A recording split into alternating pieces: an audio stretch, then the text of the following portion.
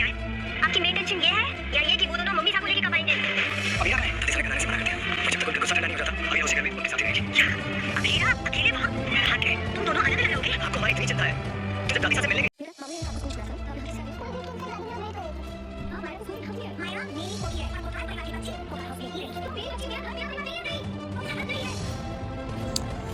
Serial ये रिश्ता क्या कहलाता है कि आने वाले एपिसोड होने वाले हैं ज़बरदस्त।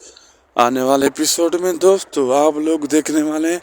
यहाँ पे अरमान से पूछती है विद्या चाची साहब वसा सब भाई अभीरा कहाँ है, अभीरा नज़र नहीं आ रही।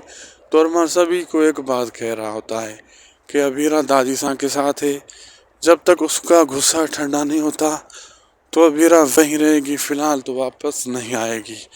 और यहाँ पे दादी विद्या को भी कहता है अरमान भाई आप भी तो उस दिन वहाँ थी, अगर आप मुझसे माफ़ी मांग लेती, सॉरी बोल लेती तो क्या होता, आपको सबका मसला हल हो जाता।